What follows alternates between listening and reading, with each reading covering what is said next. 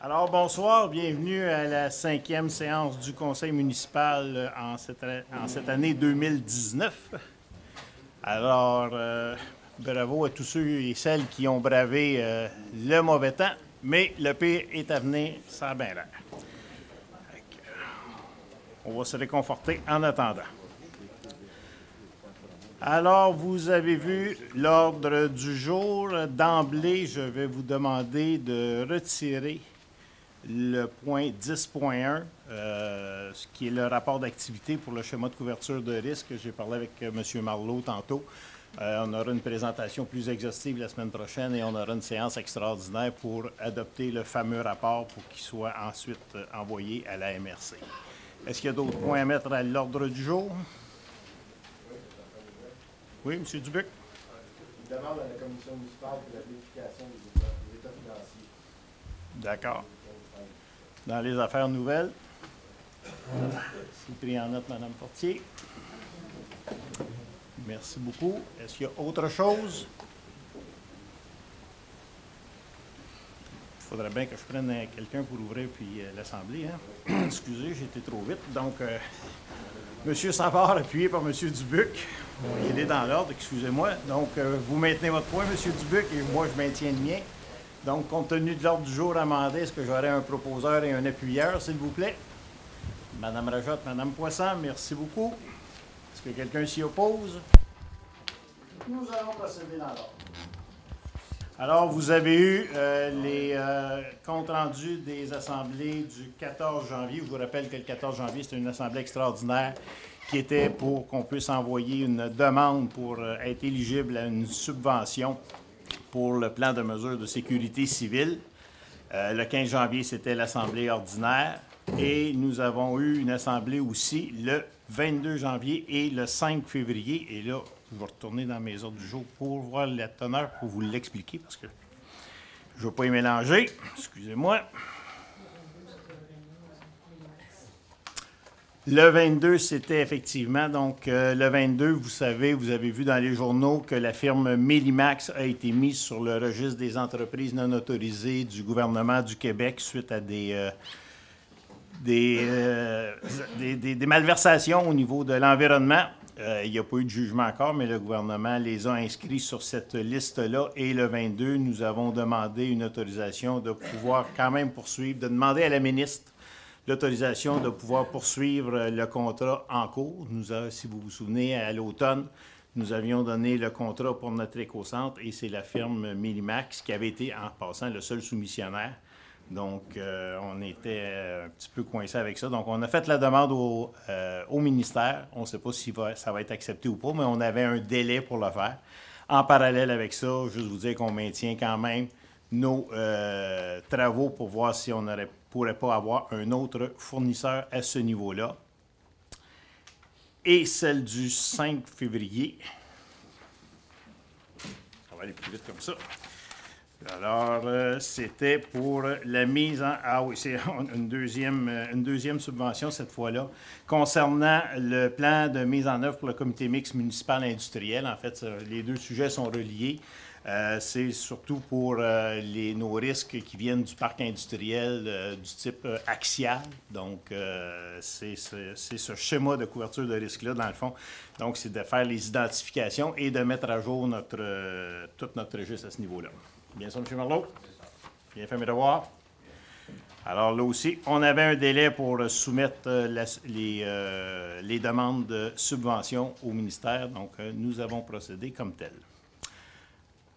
Alors, c'était l'ensemble des comptes rendus. Est-ce que j'aurais un proposeur et un appuyeur? Mme Poisson, M. Dubuc. Est-ce que quelqu'un s'y oppose?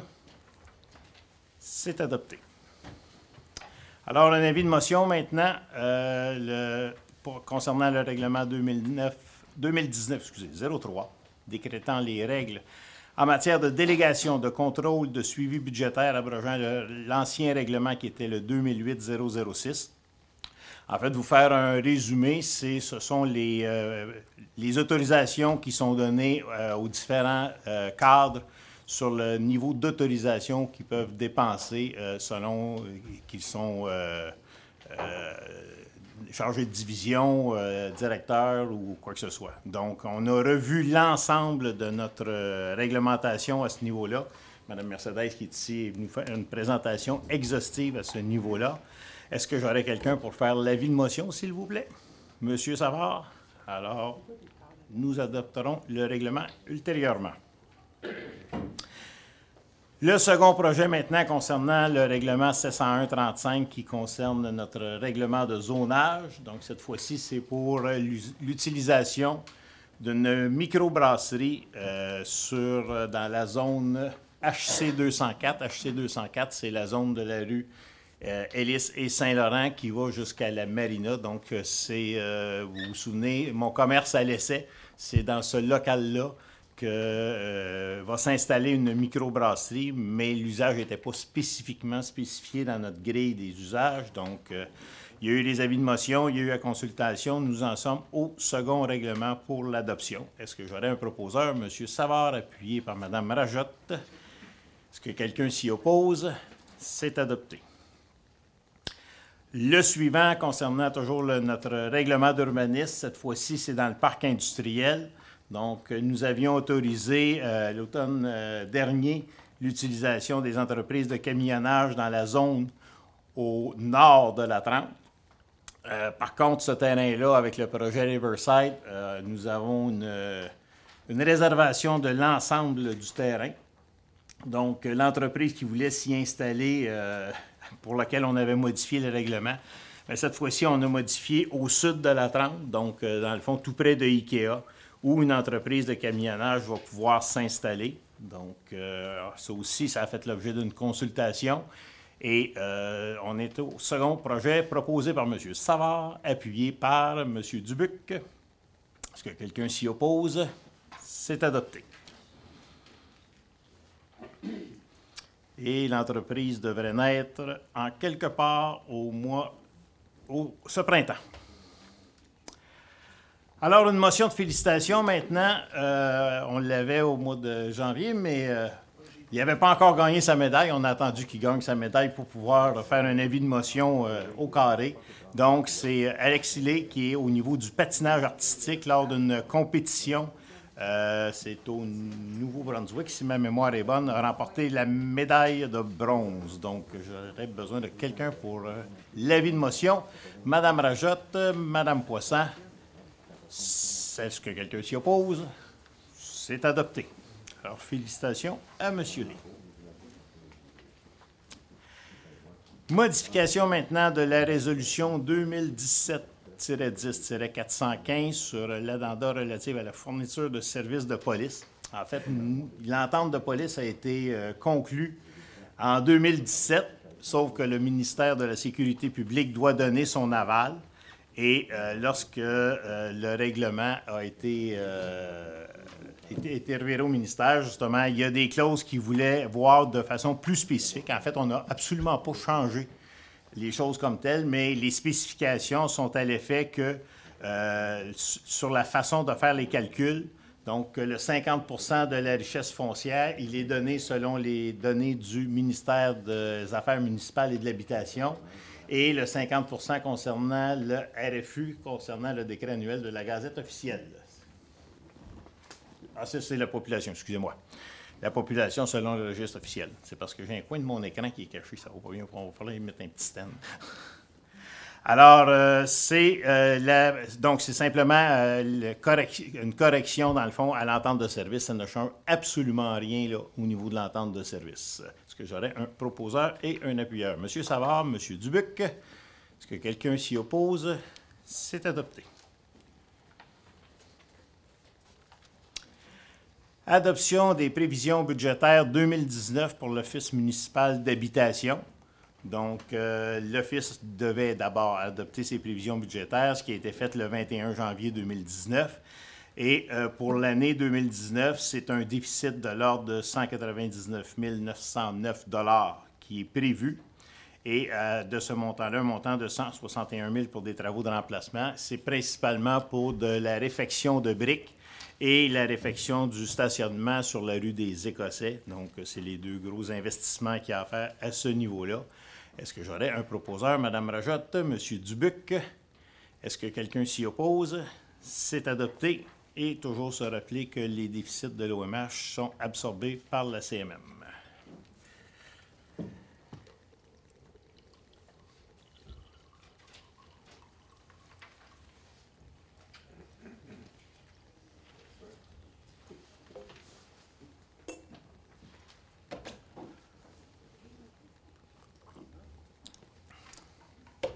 Autorisation de destruction de dossiers d'inspection périmés. Donc, à tous les 3 ans, évidemment, la firme d'évaluateurs, et c'est toujours la même que nous avons eu, le Roux Baudry-Picard, vient faire l'évaluation d'une partie de notre parc immobilier. Et ce qu'il nous demande, c'est de pouvoir détruire les documents qui datent de 2013, qui en fait ne sont plus utiles. C'est parce qu'on a eu l'exercice de 2017 et on va avoir l'exercice de 2020 tout prochainement. Donc, c'est pour détruire ces documents-là. Donc, on parle d'environ 95 boîtes là, qui seront détruites selon les règles de l'art si j'ai un proposeur et un appuyeur. Madame Rajotte, Madame Poisson, est-ce que quelqu'un s'y oppose? C'est adopté. Modification de la résolution 2017-12-491 sur le mode de remboursement de la conduite de refoulement sur le chemin du canal. Donc, il y a eu des modifications au niveau des différents règlements d'emprunt. Et lorsqu'on a adopté le règlement 2018-12 pour couvrir ces frais-là, on n'avait pas retiré la résolution 2017. Donc, c'est pour faire les choses, parce qu'il y a eu un certain temps aussi entre la première résolution et la réalisation des travaux, qui sont en cours, soit dit en passant, sur le chemin du canal, ceux qui ont eu l'occasion de passer vers le secteur ouest à Malojuil. Vous avez vu sur l'ancienne pratique de golf, là, le fameux projet qui était annoncé depuis quand même quelques années est en voie de réalisation. Là, on parle d'un 125 portes là, qui va s'installer dans ce secteur-là.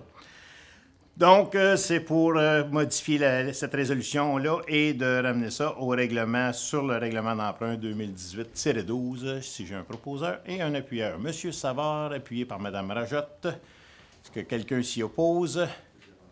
C'est adopté. Non, M. Brunet, déménagez pas tout de suite, là. Il n'y a pas... Ah! Hey, c'est du service, c'est incroyable. Merci beaucoup. Là, c'est juste que je ne vois plus Manon, mais bon. Il va falloir que je m'y fasse.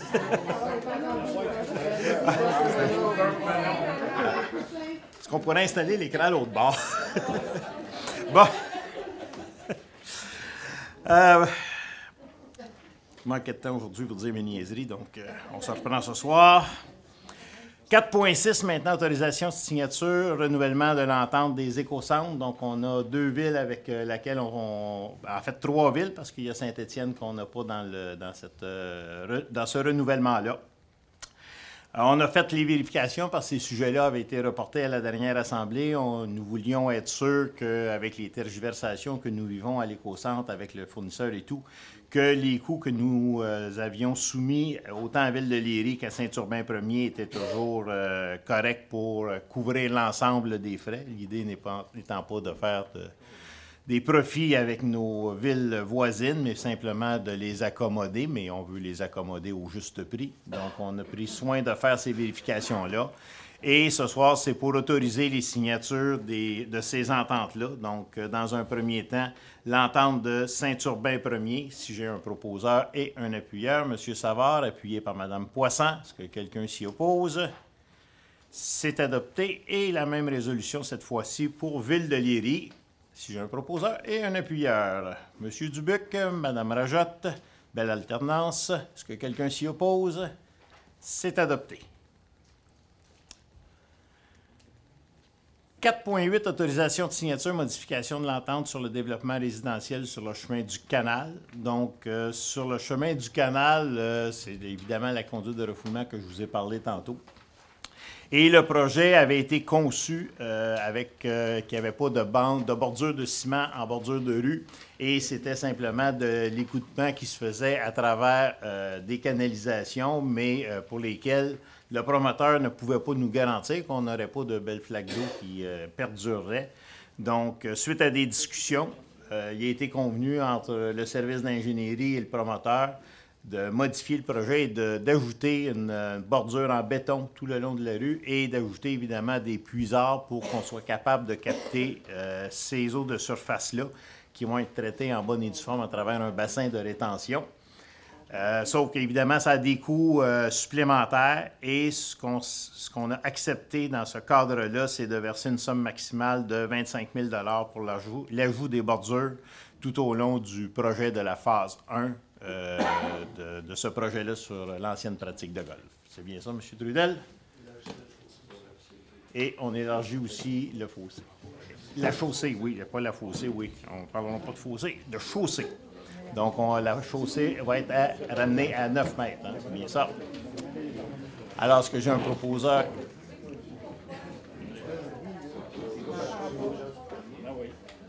OK, oui. En fait, c'est que la Ville avait déjà accepté le projet du promoteur avec l'ancienne configuration qui était de l'écoulement en bordure de rue. Donc, compte tenu que lorsqu'on lui a demandé des assurances à l'effet qu'il n'y aurait pas de flaque d'eau à ce niveau-là, c'est sûr qu'il ne pouvait pas nous le garantir. Et on a voulu prendre une mesure très sécuritaire à ce niveau-là pour s'assurer qu'on n'aurait pas ce genre de problème-là. Donc, c'est à partir de là que, lors de réunions de chantier, il a été convenu entre la Ville, de par son service d'ingénierie, et le promoteur de deux choses, d'élargir la chaussée, comme M. Trudel vient de le mentionner, et de rajouter les fameuses bordures en ciment avec des puisards qui vont être en bordure de rue à ce moment-là. Ça va? M. Savard le propose, appuyé par M. Dubuc. Est-ce que quelqu'un s'y oppose? C'est adopté. Approbation des comptes à payer. Vous avez eu la liste des mois de décembre, parce qu'évidemment, on a toujours des factures qui rentrent en début d'année. Il y avait particulièrement un volet là, assez important au niveau des factures d'Hydro-Québec. On en a au 31 décembre 2018 pour 790 177,30 et au 31 janvier pour 1 739 067 pour un total de 2,5 millions. C'est les dépenses usuelles qui ont été faites à l'intérieur de ça, donc évidemment les salaires, les quotes-parts de police, etc. Proposé par M. Savard, appuyé par M. Dubuc. Est-ce que quelqu'un s'y oppose? C'est adopté. Vous avez les dépôts, c'est-à-dire de l'état des revenus, des dépenses sommaires, fonds d'administration et fonds d'investissement. Comme on s'est engagé à le faire à chacun des trimestres, nous allons vous faire un rapport exhaustif là, lors des séances publiques pour vous dire où on en est rendu à ce niveau-là. Autorisation d'utilisation de l'année optionnelle. Donc, c'est dans le cadre de la collecte des matières résiduelles pour nos conteneurs semi-enfouis. Donc, nous avions un contrat de 2 ans ferme avec la possibilité de prolonger d'une année supplémentaire au coût de 22 796 $ qui était indexé de 2 % pour l'année optionnelle, soit 23 251,92 $. Donc, le service ayant été à la hauteur de nos attentes, ce serait pour en faire la proposition. Proposé par Mme Rajotte, appuyé par M. Savard, c'est bien ça que j'ai vu. Est-ce que quelqu'un s'y oppose? C'est adopté.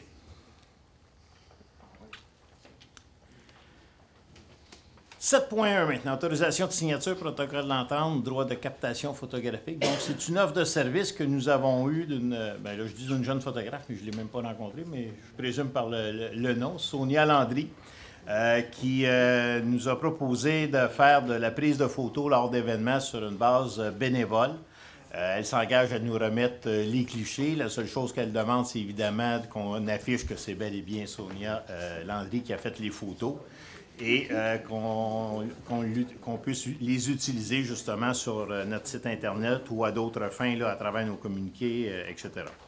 Donc, c'est une entente entre la Ville et Mme Landry.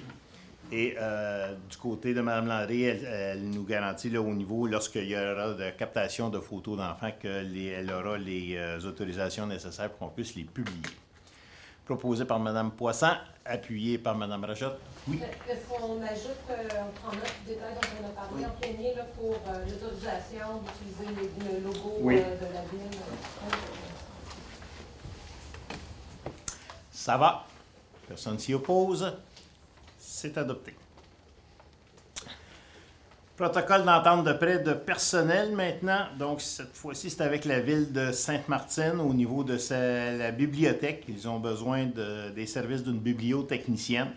Donc, évidemment, Sainte-Martine a une plus petite bibliothèque que nous. Et ce qu'on nous demande, c'est sur une base qui pourrait avoisiner là, 10 heures par semaine là, pour un certain temps. Donc, c'est pour nous autoriser à signer un protocole d'entente sur le prêt de personnel avec la municipalité de Sainte-Martine. Monsieur Tremblay, c'est une base de 10 heures pour le début du projet. Et ensuite, il y aura des heures supplémentaires selon les besoins. Ce n'est pas 10 heures semaine, c'est 10 heures total. Ah, c'est 10 heures. Ah, c'est 10 heures total. J'ai mal lu hier d'abord. Bon, on corrige. Faut bien me remettre à l'ordre. Alors, bon, c'est sur une base de 10 heures, mais qui pourrait être extensible selon les besoins. Donc, de toute façon, ce qu'on a fait, c'est qu'on a établi un tarif horaire à ce niveau-là. La même chose, si vous vous souvenez, au niveau du CLD, à un moment donné, pour la Mercedes, on l'avait fait aussi pour les fonds d'investissement. Donc, on essaie de se rendre des services mutuellement comme ça dans des périodes. Monsieur Gravel, qui est un bel exemple, oui, mais lui, c'était tout un prêt au niveau de la régie pour toute la construction du Sportplex du côté de Châteauguay. Donc, c'est lorsqu'on est capable de mettre nos ressources en commun et de faire avancer les causes, c'est ce qu'on essaie de faire. En autant qu'encore une fois, j'ai un proposeur et un appuyeur. Madame Rajotte, appuyée par Monsieur Savard. Est-ce que quelqu'un s'y oppose? C'est adopté. On reste dans les protocoles d'entente. Cette fois-là, c'est pour le droit d'affichage publicitaire à l'Aréna André Richard. Donc, nous avions besoin d'une souffleuse parce qu'évidemment, nos entrées autour de l'Aréna avec la réfection des différentes aires de stationnement ont été agrandies. Avant ça, on faisait ça à appel, mais là, on commence à avoir un petit peu plus de surface à dégager. Donc, ça nous prenait une souffleuse et ce que nous avons conclu, c'est une entente d'échange. Donc, pour le fait que la quincaillerie à Pouliot s'est montrée intéressée par ce partenariat-là et nous aurons un échange de dons là, entre la visibilité qu'on leur donnera à l'intérieur de l'aréna et une belle souffleuse à neige qu'on va y traîner probablement cette semaine. Parfait. Donc, des heures de plaisir à venir. Est-ce que j'ai un proposeur, Mme Poisson, appuyé par Mme Rajotte? Est-ce que quelqu'un s'y oppose? C'est adopté à la satisfaction des parties. Nous n'avions rien au niveau des travaux publics et de l'hygiène du milieu. Nous avons 2 dérogations mineures maintenant. La première concerne un lot qui est mitoyen entre la rue Dupuis et la rue Riendeau. Donc, le propriétaire souhaite scinder ce lot-là, qui est dans une seule partie pour l'instant, en 2. En le scindant, par contre, ce que ça a pour effet, c'est que le lot qui va être sur la rue Riendeau serait dérogatoire au niveau de la profondeur. Donc, la profondeur qui est exigée, c'est de 30 mètres. Lorsque c'est une forme irrégulière, on se doit de faire la moyenne. Donc, on a une profondeur de 27,89 et une de 22,63. Vous divisez ça, vous les additionnez, vous divisez en 2, ça donne 25,26 mètres. Au lieu du fameux 30 mètres, mais ça va permettre au lot d'être construisible et ça va vraiment dans le sens d'une dérogation mineure parce que malheureusement, on ne peut pas tasser les rues à ce niveau-là. Est-ce que j'aurais un proposeur et un appuyeur pour cette dérogation? M. Dubuc, appuyé par M. Savard. Est-ce que quelqu'un s'y oppose? C'est adopté. La deuxième dérogation mineure concerne le 600 Saint-Laurent. Élis, excusez-moi, je vais prendre une gorgée d'eau. Je vais m'éclaircir les yeux. Alors, le 600 Élis, c'est le fameux manoir, c'est le projet de la Maison des enfants. Ce projet-là avance très bien. Je vous dirais qu'au cours des 6 derniers mois, il a avancé, je pense, 10 fois plus que dans les 6 dernières années. On est tout près d'un aboutissement que l'on souhaite. Sauf qu'évidemment, on a un bail amphithéotique à signer avec la Maison des enfants pour qu'ils puissent procéder. Mais pour faire le bail amphithéotique, il fallait évidemment que ce soit loti. Évidemment, on ne voulait pas lotir l'ensemble du territoire, parce que la commission scolaire qui est là, c'est le centre communautaire, et de l'autre côté, c'est les aires de circulation. Donc, on a limité ça au plus strict minimum, mais en le faisant ainsi, évidemment, ça a pour effet que les marges ne sont pas respectées.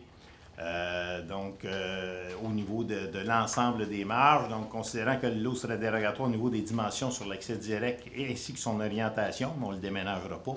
Ce lot aurait 18,43 mètres de largeur et 15,38 de profondeur, alors que la grille nous dit qu'il doit être évidemment de 30 mètres. C'est la même marge que vous avez vue tantôt sur la dérogation précédente. La superficie du lot serait de 333,8 mètres carrés, alors que l'usage demande que ce soit 1000 mètres carrés. On ne l'agrandira pas pour être capable de rencontrer cette exigence-là. Comme je vous dis, c'est d'être capable de cerner le bâtiment et d'être capable de signer le bail amphithéotique. Ce sujet-là a été débattu au CCU et on s'est ramassé dans une drôle de situation où 3 personnes étaient pour le projet, 3 contre. Donc, nous n'avons pas de recommandation de la part du CCU. Donc, la recommandation qui vous est faite, par contre, à titre de conseil municipal, et de toute façon, c'est nous qui avions à en décider, c'est d'accepter la dérogation mineure pour le 600 rue Ellis. Est-ce que j'ai un proposeur, M. Savard, appuyé par Mme Poisson? Est-ce que quelqu'un s'y oppose? C'est adopté. On va pouvoir poursuivre la démarche avec la Maison des enfants en espérant voir une réalisation très prochainement. Comme je vous ai dit, le rapport d'activité, on l'a retiré, mais on va revenir à une assemblée extraordinaire, là, soit la semaine prochaine ou dans 2 semaines. Là.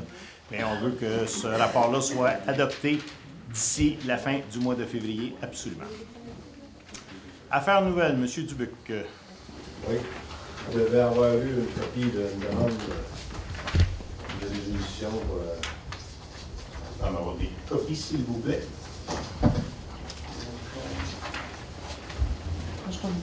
Demande à la Commission pour la vérification des états financiers 2015, 2016 et 2017. Prends ton micro. De libérer de changer légèrement. OK. Alors, je vais vous en faire lecture. En fait, ça va exactement, si vous vous souvenez, au mois de janvier, j'avais mentionné que suite à l'Assemblée du mois de décembre, j'avais fait une demande express à la ministre des Affaires municipales et de l'Habitation concernant les situations que nous avions vues. Et c'était un document qui émanait de ma signature. Et ce soir, ce que vous nous proposez, M. Dubuc, c'est de reprendre l'essentiel de cette lettre-là, mais que cette fois-ci, ce soit adopté par le Conseil. Résolution du Conseil. Alors, je vais vous la lire juste pour vous resituer tout le monde. Donc, attendu que la Ville de Beauharnois a reçu un avis du commissaire. Monsieur le maire, Oui, je voudrais vous demander quelque chose. Oui. D'aller plus lentement, s'il vous plaît. On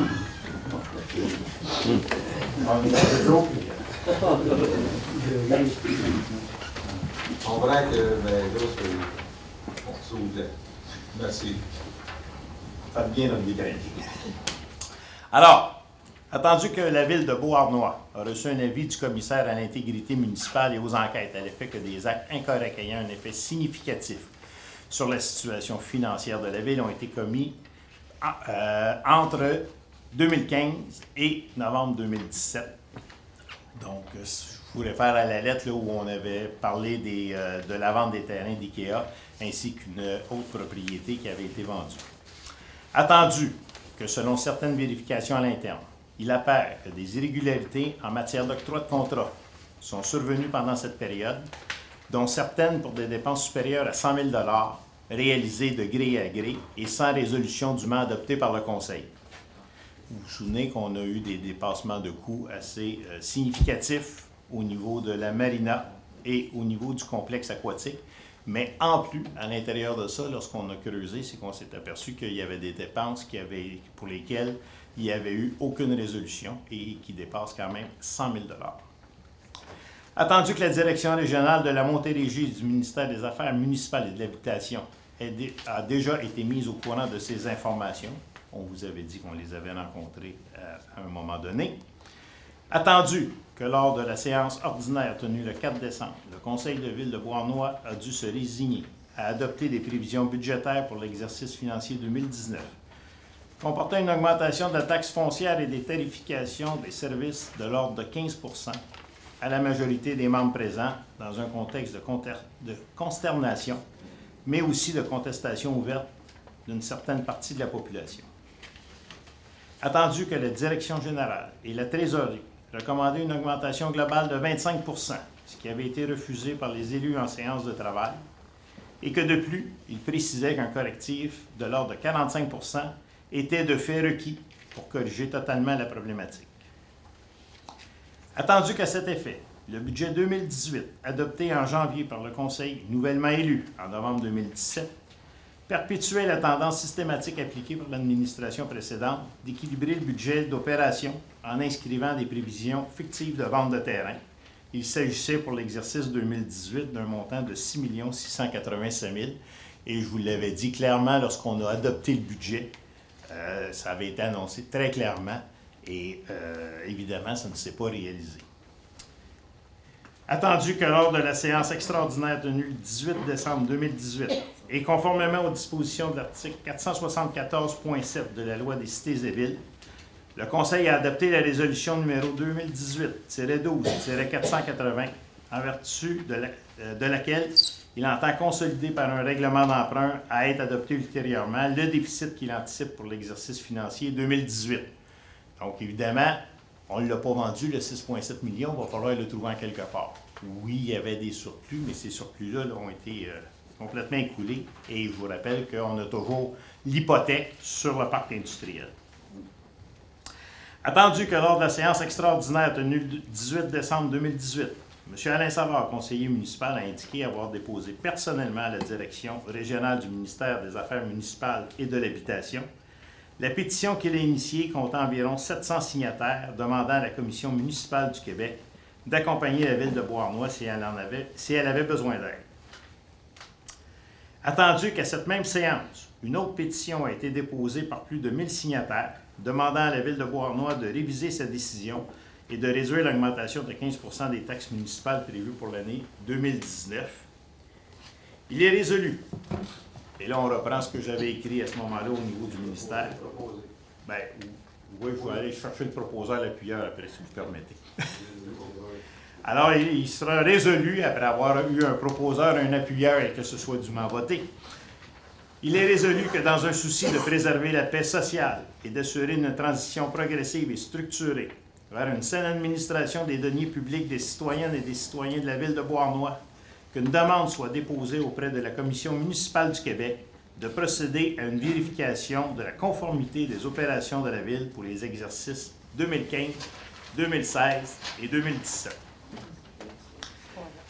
Qu'un tel audit se veut la seule alternative crédible et neutre pouvant permettre à la population de prendre connaissance de la réalité de la situation financière précaire avec laquelle le conseil municipal doit composer, mais également d'outiller les ressources internes de la Ville dans les efforts qu'ils mettent en œuvre depuis quelques mois pour instaurer les mécanismes de contrôle et de suivi prescrits pour s'assurer que de tels dérapages ne se reproduisent plus à l'avenir.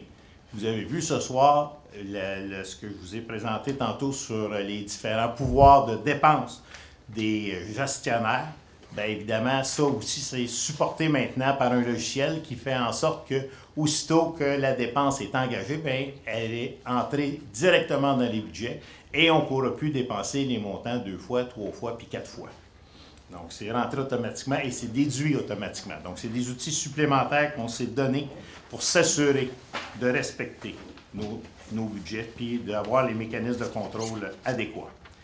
Et finalement, que copie de cette résolution du Conseil soit envoyée à la ministre des Affaires municipales et de l'Habitation, Mme André Laforêt, au député provincial de la circonscription de Beauharnois, M. Claude Reid, ainsi qu'au directeur régional de la Montérégie du ministère des Affaires municipales et de l'Habitation, M. Yannick Gignac. Donc, c'est essentiellement, comme je vous disais, les mêmes éléments que la lettre. Cette fois-ci, elle sera proposée, appuyée par le Conseil. Le ministère a déjà donné suite à la lettre, parce qu'on a déjà eu au niveau des procédés des rencontres qui ont eu lieu au niveau administratif et on en a d'autres à venir à ce niveau-là. On vous fera rapport, comme vous dites, ce soir déjà, vous avez vu le premier jalon avec l'exercice qui s'est fait. Mais sauf qu'au niveau des exercices financiers pour lesquels, justement, vous devez avoir l'heure juste, à date, le ministère ne nous a pas été très clair à ce niveau-là et on veut réitérer cette position-là. Il faut que tout le monde ait l'heure juste une fois pour toutes. Je suis tanné qu'on en parle. Alors, M. Dubuc, je comprends que vous en faites la proposition. M. Savard, je comprends que vous l'appuyez. Je veux juste mentionner l'appui. Oui, ok, c'est correct, oui. Proposez appuyer, allez-y si vous avez des choses à dire là-dessus. Excusez-moi. La seule chose que j'ai à dire, l'appui, c'est en rapport au respect aussi des 700 personnes qui ont signé cette demande-là de la population que je représente, et du quartier numéro 5 que je représente. Que j'appuie cette résolution-là pour qu'on ait vraiment, on va dire, l'heure juste, la vérité sur tout. Vraiment que le gouvernement vienne voir toute cette situation-là. C'est tout que j'ai à dire, mais mon vote va aussi avec tous les gens qui ont signé pour la demande. Est-ce que j'ai d'autres interventions? Alors, c'est dûment proposé, appuyé. Est-ce que quelqu'un s'y oppose? C'est adopté. Merci. Maintenant, nous en sommes à la période de questions. Ah, communication, excusez-moi. Communication des membres. C'était trop vite, excusez-moi. Communication des membres du Conseil. Est-ce que vous avez des points à souligner?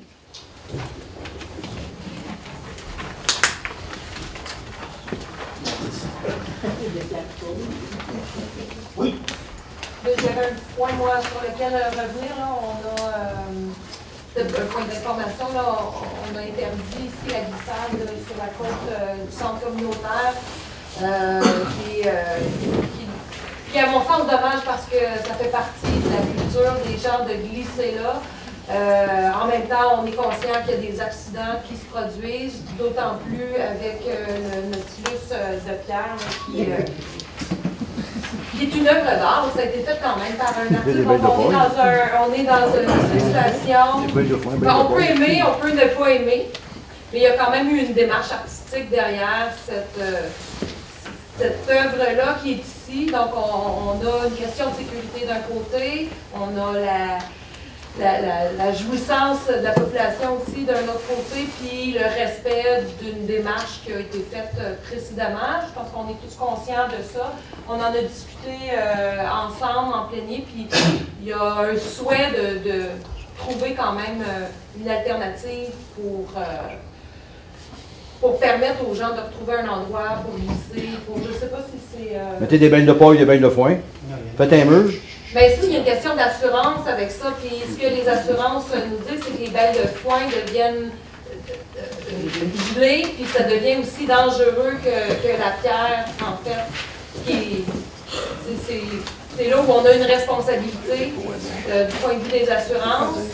On ne peut pas encourager les gens. On nous a dit aussi que vous pouvez écrire à vos risques, mais écrire à vos risques, glissade à vos risques, c'est comme une invitation. C'est perçu par les assureurs comme une invitation, si on veut, à y aller. Donc, ça fait partie de... Il y a d'autres solutions qui sont explorées en ce moment pour trouver d'autres endroits qui sont mis à disposition.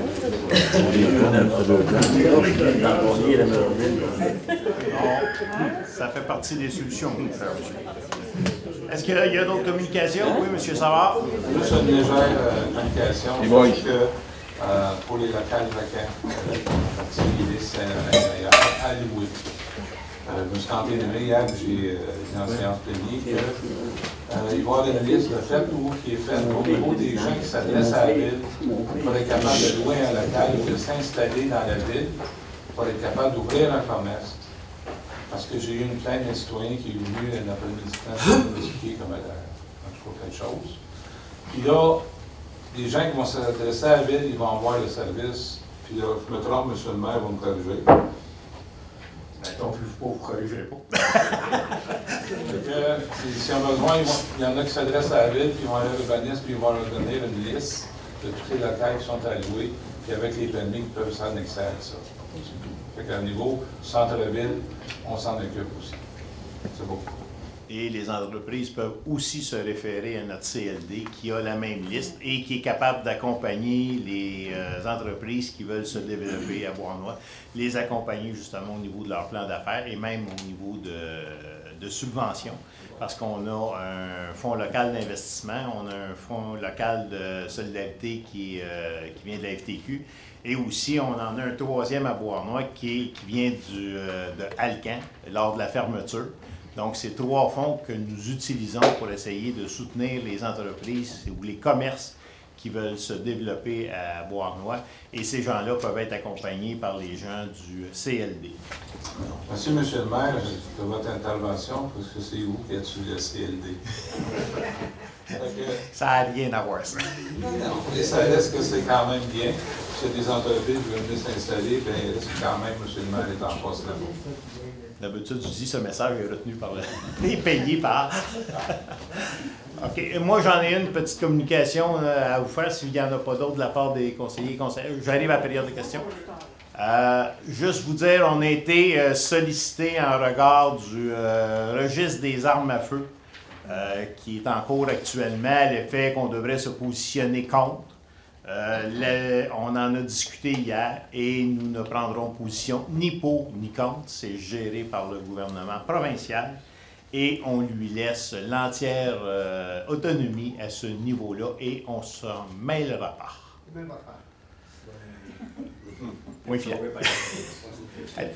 Oui. Non, c'est au micro.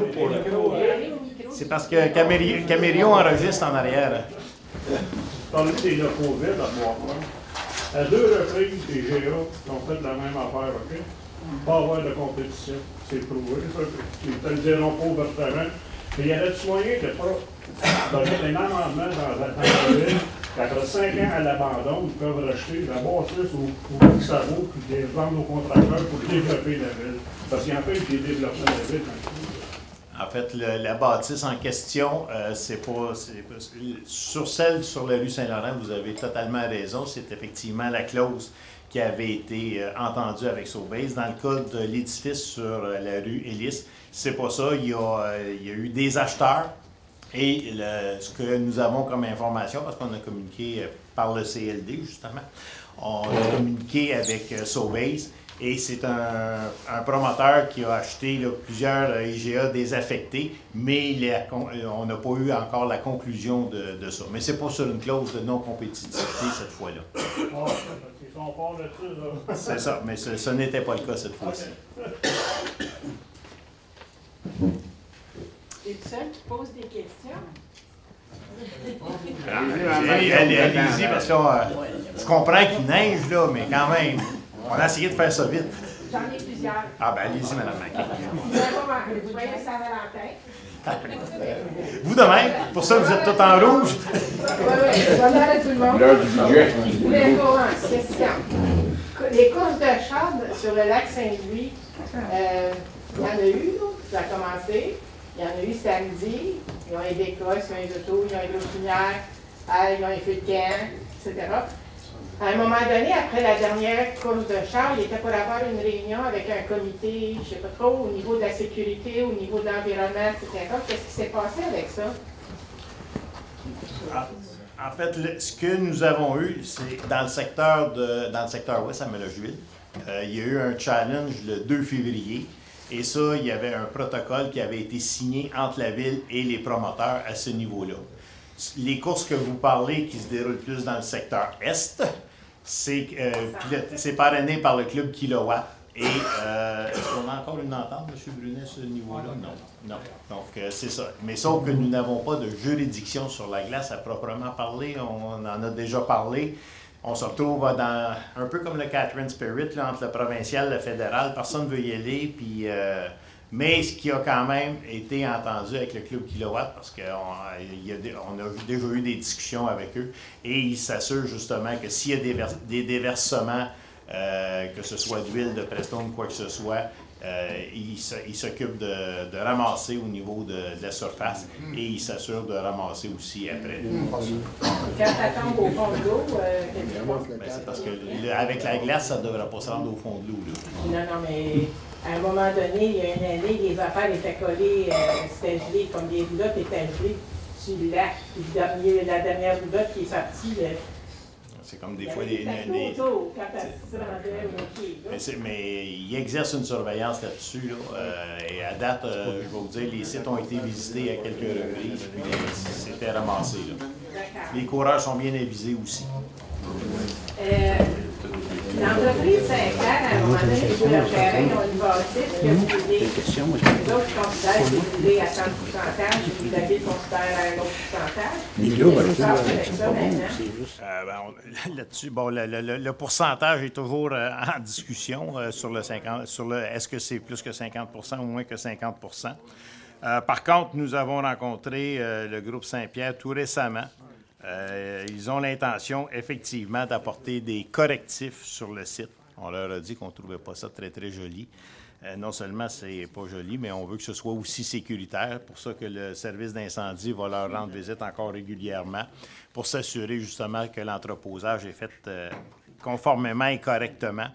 Mais le groupe Saint-Pierre nous disait, ils vont nous revenir là-dessus, mais qu'ils ont l'intention de faire des investissements pour corriger justement la situation. Oui. J'ai entendu une rumeur qu'il était pour avoir une démolition de la dompteur. C'est un salaire. C'est faux? On n'a pas vu passer de permis de démolition ici. En fait, au niveau de dompteur, effectivement, tant qu'il arrive, je le mets aussi. Au niveau du projet qui est à peu près en cours, mais actuellement, c'est en cours. Devant la justice. Devant la justice, madame. Je pensais qu'elle avait déjà réglé au niveau des taxes. Ça n'a pas rapport avec les taxes, madame, c'est une autre chose qui est en cours. Avec la magistrature. OK. En d'autres mots, vous ne pouvez pas en parler parce que c'est devant la Cour. On vient de s'entendre là-dessus. On vient de s'entendre là-dessus. Ah, c'est bien. Mais c'est vrai, c'était validé. On a eu ça par message texte, monsieur le maire.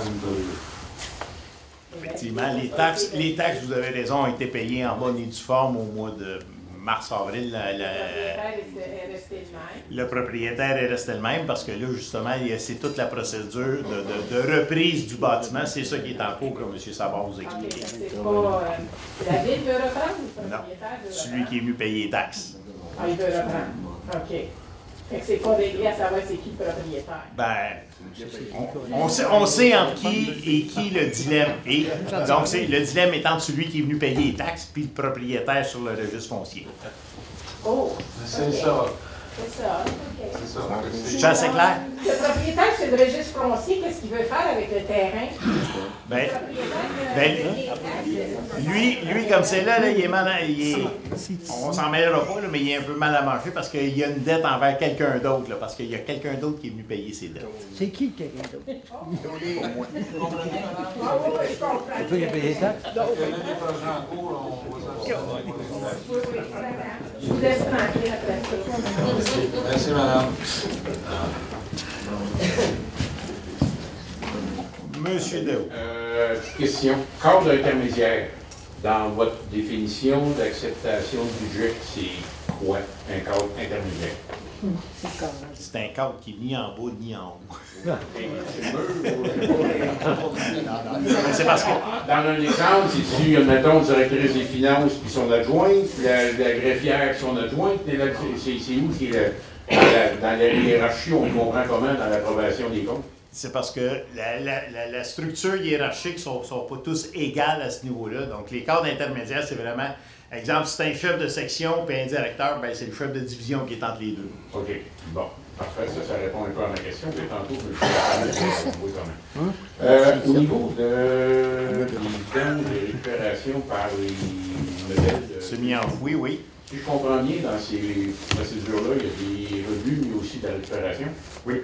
Donc, cette compagnie-là fait de la collecte de rebuts et aussi de récup. Oui.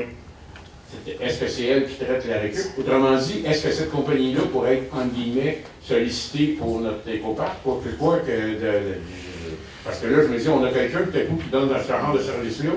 Peut-être qu'il n'a pas été sollicité, je ne sais pas. C'est parce que le recyclage, la juridiction, on l'a donné au niveau de la MRC.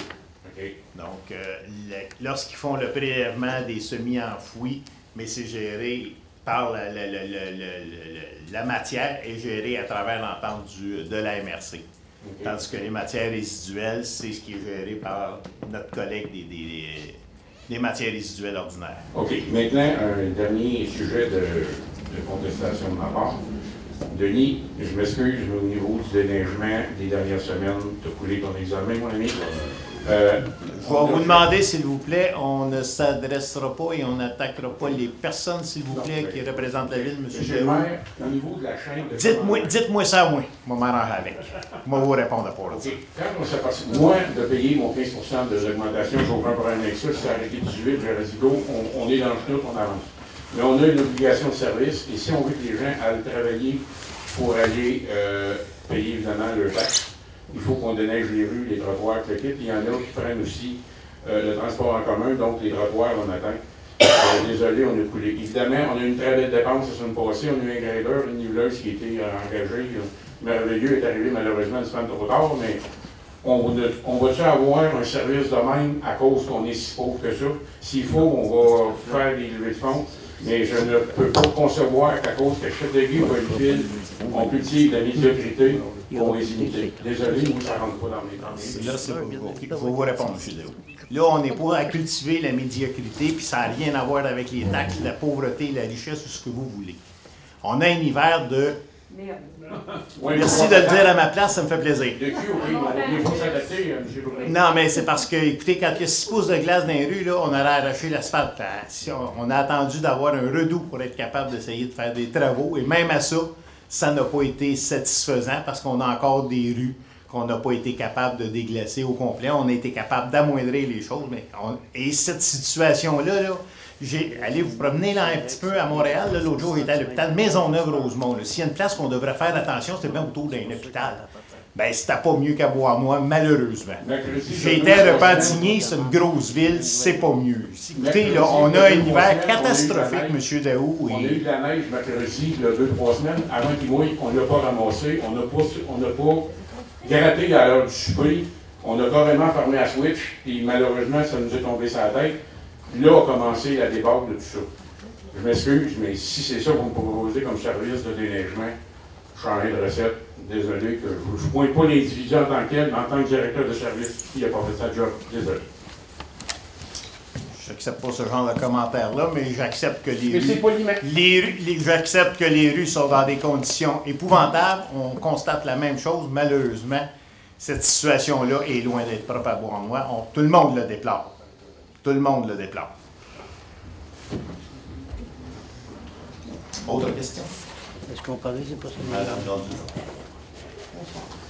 En fait, c'est juste parce que je voulais connaître les étapes à venir après le dépôt de la demande de vérification de dossier Ben, on va attendre la réponse. On va attendre la réponse de la ministre. Ce qu'on avait eu comme réponse dans un premier temps, c'est qu'ils venaient nous accompagner puis vérifier au niveau des systèmes qu'on avait mis en place. Parce qu'on a quand même mis en place en 2018 certains procédés, ce que je vous ai expliqué tantôt. Il y en a d'autres aussi qui sont en cours, pour s'assurer justement que les mêmes choses ne se reproduisent pas. Ça, c'est la première des choses. Sauf qu'on a demandé un volet supplémentaire et ce volet-là, comme je vous ai mentionné, il est resté un peu nébuleux dans la réponse de la ministre. C'est pour ça qu'on le réitère au niveau du Conseil, pour s'assurer justement que le ministère comprenne bien ce qu'on lui a demandé à ce niveau-là, puis on va faire aussi aller le téléphone en parallèle avec ça. C'est ça. Plan A, il dit oui. Plan B, il dit non. Est-ce que le plan A et le plan B, on peut avoir un peu d'infos sur le suivi? Tout à fait. Bien, comme je vous ai dit, le suivi qu'on a eu à date n'était pas satisfaisant au niveau de la vérification. De la vérification des états financiers de 2015, 2016 et 2017. Donc, mais on a quand même eu une rencontre avec les gens du ministère de la direction régionale ici, l'ensemble du conseil a rencontré les gens de la direction régionale où ils ont fait le suivi de l'aide du commissaire à l'intégrité et aux enquêtes à l'effet qu'effectivement, il y avait des situations qui se devaient d'être corrigées. Maintenant, on travaille sur les façons de les corriger, ces choses-là. Donc, parce qu'évidemment, on a dépensé l'argent de l'hypothèque en double, il faut se le dire. Donc, on travaille à ce niveau-là. Mais sauf que quand on a parlé de surplus libre dans les années précédentes, bien, pour moi, c'était des surplus affectés. Puis je veux qu'ils nous le disent que c'était des surplus affectés. Non, mais c'est ça. C'est parce que moi, ce que je veux savoir, c'est que j'aimerais savoir, avoir un écrit, une preuve, des faits. En fait, les faits, pour qu'on arrête de spéculer d'un bord ou de spéculer de l'autre. Et aussi d'avoir nos conseillers, nos conseillères qui sont autant là. Parce que moi, je trouve ça triste, là. Un drôle de hasard ce soir, hein? Ah excusez, Madame Toulouse est partie en vacances pour 2 mois. C'était prévu de longue date, là. Je vais l'excuser tout de suite en partant, là. Même elle aurait été à l'Assemblée de février, mais du fait qu'on a décalé à la 2e semaine de février, ça y en faisait manquer une de plus parce qu'elle avait calculé tout son calendrier pour éviter ça à travers ses vacances, là. Je l'en excuse. Je ne veux pas faire de suspicion, là, rien, mais il reste que ce que je souhaite, c'est que la vérité sorte et qu'on arrête de dire que c'est la faute d'un ou de l'autre. Et si c'est la faute de quelqu'un, qu'on assume, qu'on arrête de dire les choses qui sont fausses et qu'on assume la vérité. Moi, c'est ça que je veux. Et le 15 %, on le paye parce qu'on sait qu'on a des besoins. Donc, on va les faire. Moi, je suis un petit peu critique par rapport au fait. Effectivement, là, les routes sont pas belles, mais je peux vous dire que c'est pas juste ici. Parce que j'ai d'autres endroits où je me promène, et je peux vous dire que ça fait je le dis là, on a un hiver de merde, on n'est même pas en fait de ski, on n'est pas en train de rien, parce qu'on est toujours dans la merde. Donc, je pense que je peux comprendre que la situation n'est pas si simple que ça. Je ne veux pas excuser personne, là. Mais la situation étant ce qu'elle est, je pense qu'il faut accepter d'être tolérant. L'autre affaire, je veux juste dire, puis je suis contente que tu me rappeler ça, M. Tremblay, bien, j'ai été nommée effectivement pour être sur le comité de voisinage par rapport à l'hôpital du Suroît. L'hôpital, c'est-à-dire de Vaudreuil, qui devrait en principe s'ouvrir bientôt. Et ce comité-là a été un peu... il y a un suivi actuellement, mais vous savez qu'avec le changement de gouvernement, il y a eu des questionnements autour du fait que l'endroit est-tu le même, ça va desservir qui, ça va-tu décharger l'hôpital du Suroît, ça va-tu aider à Bois-Bois, ça va-tu aider à Nolaberge. Je peux vous dire qu'actuellement, le comité d'implantation et de voisinage est en marche et que la nouvelle ministre, Mme McCann, a comme regardé un peu ça, puis elle s'est dit, hop, elle a fait des faux bons au début, mais je pense que là, elle commence à réaliser les besoins incommensurables qu'on a dans le secteur. On est au niveau du Québec, c'est pas une blague, là. On est l'hôpital avec une urgence à Suroît qui déborde presque toujours à 200-300 %, ce qui n'est absolument pas acceptable pour tout individu qui vit normalement. C'est pour ça que dans cette situation-là, actuellement, il y a beaucoup d'efforts qui sont faits. Et croyez-moi, j'ai pris le chapeau parce que je pense que c'est quelque chose qui me touche personnellement pour bien des raisons, pour mon passé de santé et pour d'autres raisons, et que je veux vraiment qu'on aboutisse. Vous savez que ça va prendre du temps, mais j'espère que la population de Bois-Noir et la population de Salville-Valley et de tous les environs va finir par être bien desservis. J'espère qu'on est encore là parce qu'on prend 7-8 ans, puis là on vieillit, hein? On va espérer que le temps ne nous empêchera pas d'être là. Mais je vous dis, je souhaite que la municipalité de Bois-Noir nous supporte dans cette démarche-là, parce que même si on a un petit point qu'on appelle le coop santé, ça ne suffira jamais aux grands besoins qu'on a. C'est juste ça que je veux dire. Bien, merci beaucoup, Mme Landurand. Puis je vais en profiter justement pour vous remercier d'avoir accepté ce mandat-là. C'est moi qui vous ai sollicité et vous l'avez accepté et je vous en remercie. Et effectivement, du côté politique, parce que je siège aussi à la table des élus de la Couronne-Sud, Et à cette table-là, justement, je peux vous dire qu'on a mis de la pression parce que mon ami Guy Pilon, de l'autre côté du pont, n'était pas trop heureux de la situation, surtout de la façon qu'ils l'ont appris. Donc, je peux vous dire qu'on a fait énormément de représentations et vous avez aussi tout à fait raison. L'hôpital du Suroît est le seul hôpital du Québec à déborder à 300% sur une base régulière. C'est effectivement catastrophique. C'est reconnu par tout le monde. Mais encore faut-il que les solutions arrivent. Et on en est à la croisée des chemins. Là, je vous dirais quasiment à la croisée des autoroutes avec où on va la bâtir. Donc, c'est ça. On est vraiment à la croisée pour que ces travaux-là se réalisent. C'était déplorable que la CMM réagisse comme ça à la demande de ne pas déroger au PEMAD. Mais je pense que ça va avoir donné peut-être une leçon au gouvernement. Juste vous dire, parce que je siège aussi sur la CMM, comme par hasard, on était supposé de revoir le PEMAD après 5 ans, puis c'est drôle, la CMM essaye de nous l'étirer à 10 ans, en disant on fait juste du cosmétique. On leur a dit que c'était pas ça qu'on voulait, nous autres. On leur a dit que c'était carrément pas ça. Parce que la densification, là, c'est bien beau la densification, mais il y a des réalités pour lesquelles il faut tenir compte. Et ça semble être un peu absent de leur pensée. Merci beaucoup. Monsieur Vinette. Monsieur Vinette. Bonsoir, M. le maire. Bonsoir. Ça va bien? Bien sûr. Oui. Pour le projet 600 rue Ellis, la Ville implante-tu un montant d'argent pour développer, pour moderniser cet endroit-là? Non. La seule chose qui a été demandée, et on a signé une lettre d'intention à ce niveau-là, pour être capable de faire un cautionnement pour un montant maximum de 300 000 $. Mais actuellement, la Ville ne s'est engagée à rien, autrement qu'une intention à ce niveau-là. Mais c'est vraiment la Maison des enfants qui se doit d'amasser l'ensemble de ces fonds pour la réalisation du projet. Je voulais donner une félicitation à M. Gravel qui est venu en poste parce que je n'avais pas pris depuis la dernière assemblée. Là. Félicitations, monsieur. Merci, M. Vinette. La bordure pour le projet du chemin du canal, là, pourquoi que la Ville aurait à payer la bordure d'un projet domiciliaire? Parce qu'on a été accepté avant ça. On avait accepté une autre base du projet. Donc, le promoteur, lui, s'est guidé avec ça. Il est arrivé et il a dit, bon, ben c'est ça que vous avez demandé, c'est ce que je fais. Sauf que nous, ça ne nous satisfait pas à ce niveau-là. Il y a eu bien des modes, là, puis on a eu la semaine dernière encore une rencontre avec les fossés dans le secteur des éclusiers, où les gens ne l'apprécient pas. Donc, on a dit, on ne fera pas le même genre d'erreur. Donc, on a exigé du promoteur l'élargissement de la chaussée et le fait de faire des bordures en ciment. Là, il a dit, minute, là, on va splitter la facture. Donc, c'est ce qu'on a fait et c'est ce qu'on a accepté à ce niveau-là. Ça peut être autrement avant, mais regardez, je vous l'ai dit, ce projet-là roule depuis 2014. Oui, je comprends, parce que quand un promoteur fabrique une rue, il la fabrique au complet. Oui, c'est ça. Mais d'habitude, les villes ne changent pas d'idée en cours de route.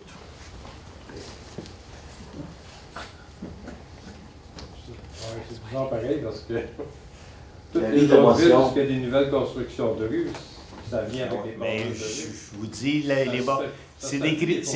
ville, dans une de mes anciennes vies, c'était un des critères qu'on avait dit. Dorénavant, toutes les rues qui se construisent, on exigeait la bordure de ciment avec du pluvial en bordure de rue pour éviter des problèmes qu'on retrouve dans plusieurs rues, d'ailleurs, dans ce secteur-là, parce qu'il n'y en a pas de pluvial.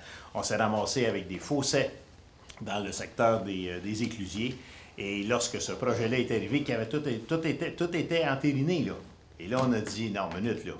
Là, quand on lui a demandé la garantie et qu'il ne pouvait pas nous la donner, bien écoutez, c'est nous autres qui avons changé d'idée, là. Fait qu'à un moment donné, il faut s'assumer, nous autres et tout. Mais je peux vous dire que le prochain promoteur qui va venir, d'après moi, on va demander des bordures de béton tout le long, comme on vient de faire là, puis on ne changera pas d'idée, fait qu'il va le mettre dans ses coudres là. Mais je pourrais vous donner toute une liste aussi de modifications qu'on lui a données, puis qu'il a fait de bon gré, mais à un moment donné, il faut arrêter de tirer l'élastique du même bord. L'avis de motion 2.1 2019-03. D'avoir des informations là-dessus pour le point de vue directeur le montant qu'il a droit à dépenser? Je ne l'ai pas entre les mains. Je pense que c'est 1999, là. Oui, c'est ça. Non, c'est pas... J'ai... Ah. OK, merci. Donc, au niveau des directeurs de service, ça se trouve être ce qu'on appelle le niveau 3, donc ils sont autorisés jusqu'à une valeur de 10 000 là. Les directeurs, ça veut dire tous les directeurs. Oui, bien les directeurs, on n'en a pas 25. Là. Il y a le directeur des opérations, on a le directeur au niveau des loisirs, on a la directrice au niveau de la trésorerie, directeur des incendies, ben oui, excuse-moi, je te regarde, le directeur des incendies. Le greffe et l'urbanisme, directeur de l'urbanisme et directeur du greffe aussi. Ça fait combien? Ça fait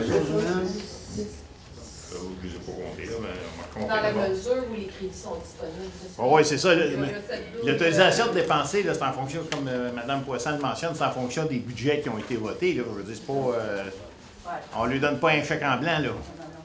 C'est juste que pour dépenser ce montant-là, à l'intérieur de leur budget, ils n'ont pas besoin de venir demander d'avance l'autorisation, ils sont autorisés. Là. Demain matin, quand on a une cassure et qu'on a besoin d'aller acheter des pièces, on ne reviendra pas au conseil ou à la direction générale. Là.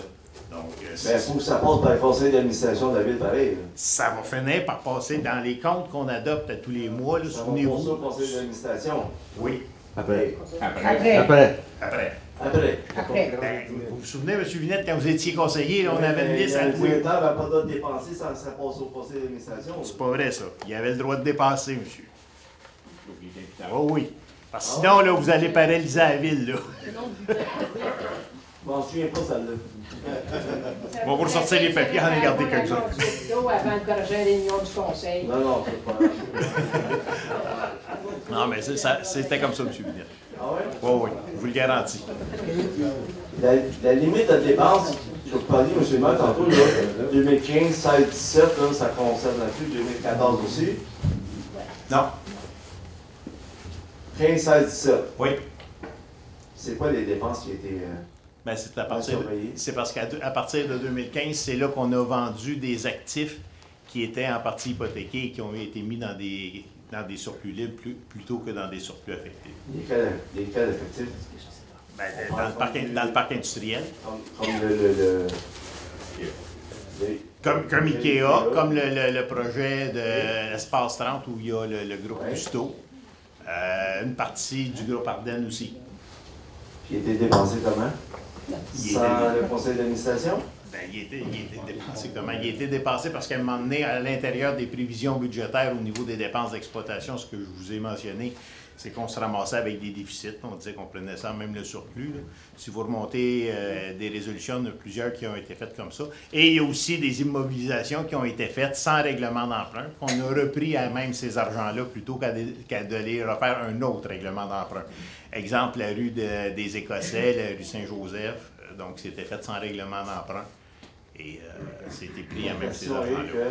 Y a-t-il des montants d'argent qui ont été dépensés sans passer par le conseil d'administration? Oui. OK. Oui, c'est ce que je vous ai mentionné tantôt. Avez-vous la liste de ça? On n'a pas l'ensemble de la liste parce que, justement, on en a ressorti quelques-uns. J'aimerais ça l'avoir, s'il vous plaît. Je vous ai donné tantôt au niveau du complexe aquatique puis au niveau de Capitaine. Ben, c'est pas que je les ai pas toutes. Ben, prochainement, j'aimerais les avoir. Je ne pourrais pas toutes vous les donner, on les a pas tous. C'est pour ça qu'on demande d'avoir une vérification à ce niveau-là. Vous ne les avez pas tous, ça veut dire que vous ne savez pas ce qui s'est passé. C'est ça? Ce qu'on sait, c'est que ces argents-là ont été dépensés, on en a relevé, mais on n'a pas fait. Écoutez, là, faire les états financiers de 2015, 2016, 2017, là, ça prend des vérificateurs externes pour faire ça. Et c'est ce qu'on demande à la ministre. Y a-t-il un conseil de vérification qui se passe sur place présentement? Pardon? Y a-t-il un vérificateur du gouvernement qui vérifie présentement sur place à la ville de Bois-Noir? Oui, mais là, on est en train de faire les états financiers de 2018. Donc là, puis c'est une nouvelle firme comptable, en passant, si vous vous souvenez, au mois de novembre ou décembre, on a octroyé le contrat pour 5 ans à une nouvelle firme qui est Gaudreau-Poirier de Vaudreuil, qui est la nouvelle firme qui va faire les états financiers à compter de 2018. On va avoir les résultats quand? On devrait avoir normalement les résultats en quelque part au mois de mai, probablement. Là. C'est la première fois, eux autres, qui font l'exercice ici. Ça risque peut-être d'être un petit peu plus long, mais normalement, on devrait, au mois de mai, on devrait l'avoir. L'année passée, vous voyez, ça a été au mois de juin avant qu'on soit capable de faire le rapport. C'est parfait, merci. Mais vous allez avoir le rapport en bonne et due forme, soyez-en assurés.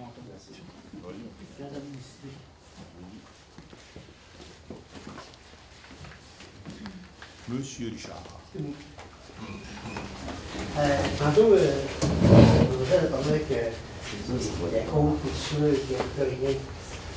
Juste une idée de même, peut-être qu'on pourrait transformer le chemin en sentier de patin, mettre de la musique, de la numérique, organiser quelque chose. Tu sais, les gars dans le bois du centre du village, il n'y a rien.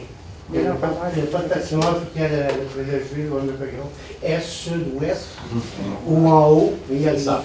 Tu sais, je regardais ça cette semaine, il n'y avait rien à faire, et était faite la piste de patin. C'est parce le problème, c'est qu'il y a des pentes dedans. Pour le gars, tout ça, organiser, je sais pas, une sculpture sur glace, une fin de semaine, faire de quoi, amener de quoi là, puis mettre du patin, de la musique, des bancs. On l'a fait quelques années au Parc Sauvé. On l'a fait au Parc Sauvé. On avait d'autres patinoires, on avait le glissade, mais là, ils n'ont plus rien. C'est une idée de même, ça ne coûte pas trop cher. Puis on pourrait peut-être regarder ça. C'est des bonnes idées. C'est juste qu'on a fait Je suis juste pas dans le bon secteur, vous devez être le voiture. On l'a fait au Parc Sauvé. C'est peut-être des initiatives qu'on reprendra. Tu sais, ça fait quoi? Oui. Je devrais laisser notre vol ici, dans la rue du Puy, dans le Boyer. Oui. On a évidemment la bâtisse petite centrale, quoi que ce soit, mais au niveau de la ville de Bois-Renois, on ne voit pas aucun écriteau ou d'avis de terrain à vendre, à qui appeler ou quoi que ce soit. Moi, je sais bien, si on veut vendre une maison ou qu'on veut vendre une voiture, normalement, on a une pancarte, un numéro de téléphone, un petit peu d'information.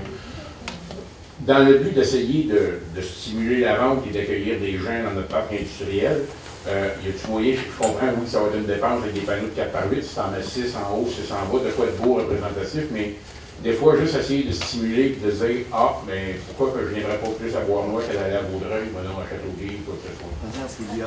J'ai eu le commentaire, effectivement, puis nous avions d'ailleurs ces panneaux-là qui ont été retirés. On va évaluer ça, effectivement. En tout cas, je pense que ça pourrait être intéressant parce que, et là, si je comprends bien, quand on parle tantôt de l'arrivée d'une compagnie, on ne parle pas de Louis Pouliot, il y a un autre entrepreneur.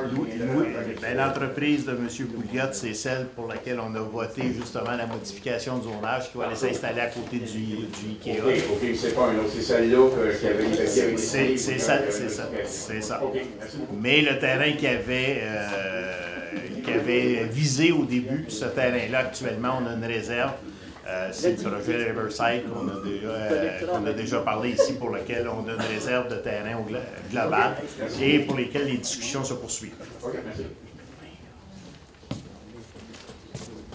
Autre question? Alors, je vais vous dire d'en profiter, d'aller jouer dans la neige. Je vous remercie d'avoir bravé la température. Et la prochaine assemblée est facile à retenir, c'est le 12 mars. Donc, pour lever l'assemblée, M. Savard et M. Dubuc. Mesdames, est-ce que vous vous y opposez? Alors, merci beaucoup tout le monde.